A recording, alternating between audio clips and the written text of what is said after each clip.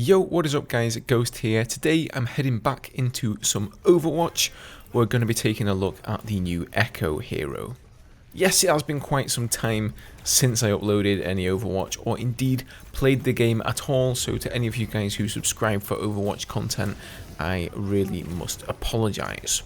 But anyway, let's get down to it, shall we? Echo, what is she like then? Well, surprising to a lot of people, she's actually a damage dealer. I think most people speculated that she'd be a support, and to tell you the truth, I thought that too, but I guess we were totally wrong there. Now, I've been trying to get as many hours in with her as I can to get a better understanding of how her toolkit really works, but so far she seems like a really powerful pick in a lot of different situations, whilst being especially strong at medium range. So I jumped into the test range and I've been trying things with all of her different abilities to see how much damage they actually do and just what her damage output is. So her primary fire is Tri-Shot that shoots out 3 projectiles at once in a triangle. If all 3 of them hit, they'll deal 50 damage on a body shot and 100 damage on a headshot. So you can easily two-shot those more squishy 200 health heroes like Mercy.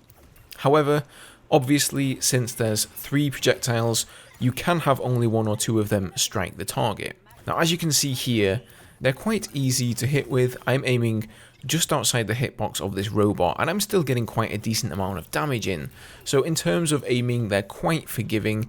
Now, the downside to them is obviously that they aren't hit scan, and they have a flight time similar to Genji's shurikens, so they're best used at medium to close range, really. Now, her alternate fire are sticky bombs, and as you might assume, they stick onto wherever you shoot, whether that be a part of the map or an enemy hero, and then detonate after a short period of time, dealing splash damage in an area. So whenever you use this ability, there are 6 of these fired in quick succession, meaning you can choose to either stack them all up in one small area or stick them all on one hero, or you can spread them out to sort of maximize the splash damage. Now, the size of the splash is pretty small. As you can see, I'm not hitting that robot to the side there, so it's nothing compared to, say, far as rockets, but you can definitely get some good splashes if you stick them on a hero, and said hero then goes like running into his or her teammates. They're also pretty good for sticking onto a hero last second before they disappear behind a corner to LOS you, and then like you get the detonation just after that hero passes behind the wall to net you that kill. That has to be one of the most satisfying things I have experienced in Overwatch.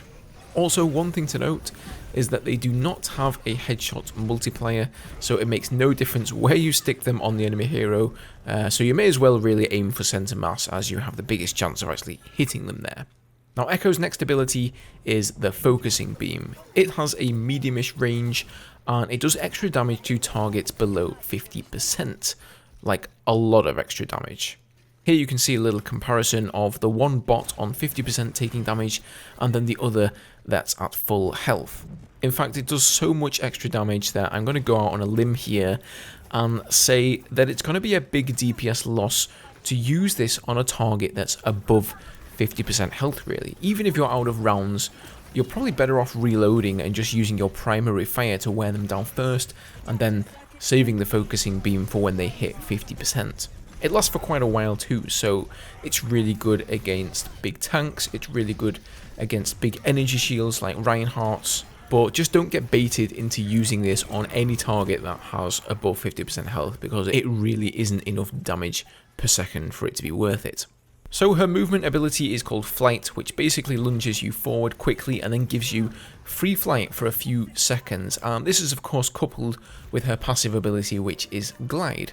And that makes up for a lot of movement as well. So Glide is pretty much like Mercy's Angelic Descent passive, only you fall a bit faster than Mercy does, but on the flip side you can glide further on a horizontal plane.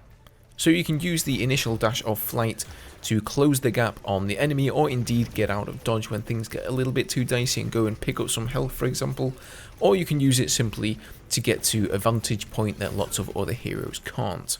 And then finally you have her ultimate, which is Duplicate.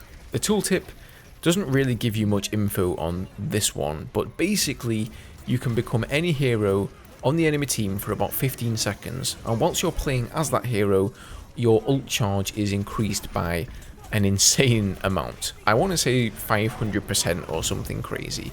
I know it sounds like a lot, but so much so that you can probably get 2 ults off in quick succession if you play well. Now if the timer runs out or the enemy team kill you, you don't die, you just go back to being Echo again and your ultimate is over. So therein lies the trade-off, I guess. If you duplicate an enemy hero and they just instantly lock you down and kill you, that's your ult pretty much wasted. But if you play well, you could get 2 ults for the price of 1. So the obvious advantage of this ult is that you're now able to grab a 3rd tank or a 3rd healer, albeit for a short period of time. Or say you're on an objective and both your healers have been sniped, but you're still contesting, you've got 2 tanks and 2 DPS there, you could duplicate an enemy healer to help your team out. There are lots of different possibilities for this ultimate, and I'm pretty excited to see what people do with this. So yeah, a pretty solid new hero overall. Before I go guys, I would like to leave you with a question. I'm sure many of you have heard of Valorant at this point, and some of you have heard the rumours that there are a bunch of Overwatch pros leaving the scene in favour of Riot Games' new shooter. So the question is this: do you think Valorant is a big threat to Overwatch, especially with Overwatch 2 around the corner, or are you not worried about the player base diminishing?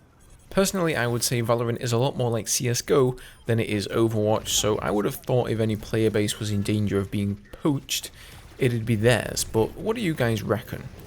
So that's it for today guys, thank you for watching, hit that sub button for more content and leave a like if you enjoyed. Have a good one guys, and I'll catch you next time.